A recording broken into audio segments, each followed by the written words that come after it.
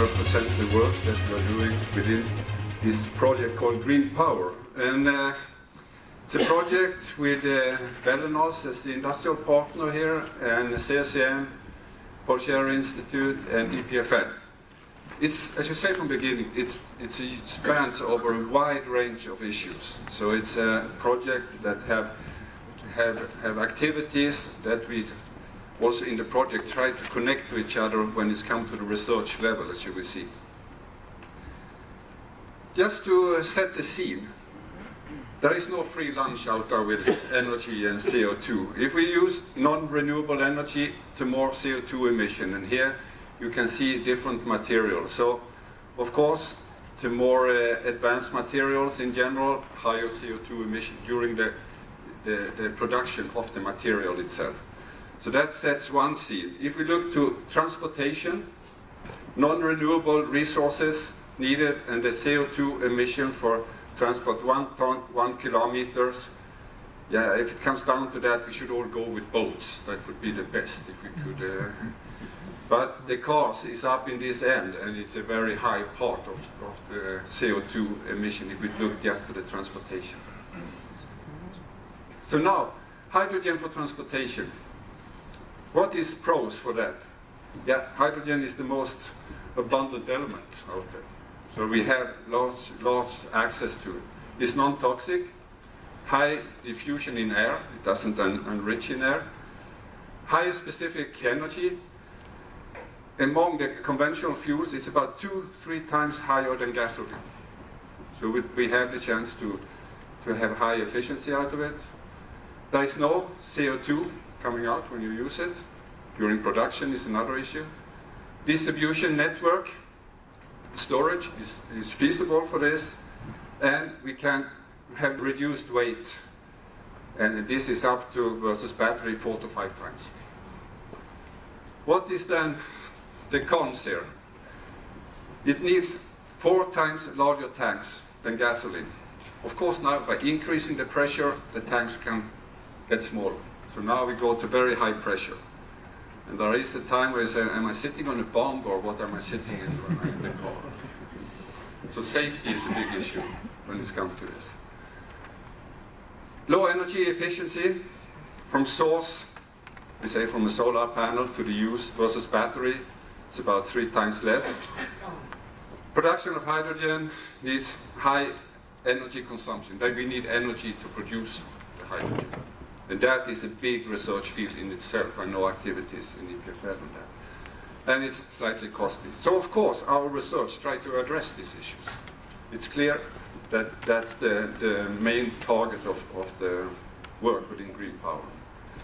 What is the Belenos project? Connecting renewable energy to green mobility using hydrogen as energy carrier. So collect energy, solar cell on the house, convert it into hydrogen, and then oxygen, and then have fuel cells in the car. So during daytime, the house collects the energy, convert it, and during nighttime, you load your car. That's the full principle of it. The project addresses these 3 points. There is the fuel cell, there is the storage, and there is the control system. Also not just for the car itself or the house itself, but how it integrates to the grid. So, direct project objectives is novel proton-conducting polymer membranes, novel small piezoelectric hydrogen barrier materials. How can we store it at high pressure and not just coming in the morning and it have all this fused out of the tank again? And a control station aiming to optimize the domestic energy flux. It has to be integrated into the global network of energy in a country or a region. And we need a health monitoring system, and this is very important due to the safety issues. You know, cars have to go in for controls once a year. How do I know if the tank is good or bad? Do I know I'm sitting on a problem or not? We need to have a system related to that. And the project is also to do a demonstrator that we are then producing the different elements for this in the project. Here is the project partners and the interaction. CSCM, very much the data processing and some related to characterization of the materials. Paul Scherrer Institute is on the membranes and to make the membranes durable and also more cost effective. And the EPFL is related to the storage tank and smart liners and design of these tanks, storage tanks. And there is the relation to Belenos with the control station, the electronic control related to the fuel cell, and the design of the storage system. Here is about health monitoring in that collaboration. Here it's about permeation versus viscoelastic behavior. If it lays under pressure, plastic deforms and the property can change very drastically. And safety monitoring via piezo liner. Here you see the whole project, and you can see it's a very diverse project, but with a very focused goal. But let's start with the fuel cell and some of the research going on in that. It's about maximizing power. It's about cell voltage and current density. Of course, it's about ending up in this corner. That's the most efficient way. And here is now a commercial membrane out there. Here is the first generation of the one developed at Paul Scherrer Institute. And they are working now in this project on a much thinner membrane. And those thinner membrane has less losses. And that is their research, which have been also ongoing in other projects within Paul Scherrer Institute.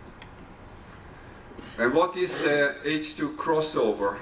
Here is about the losses you have in the crossover of the membrane. That's of course why you would like to make them thinner. And here is the one that they're working on in this project. Shows very high potential to have a low crossover loss. And this is the big comparison to the one that is out there today. And if I look into saying what I say here, we see what is the Swiss system doing. They have different large programs where you connect over all university, applied university. That's the strength with Nano-Tera. And I think that's why I believe this kind of program, when we want to go after these mega areas, this kind of project have a big importance in Switzerland. Okay, thank you very much.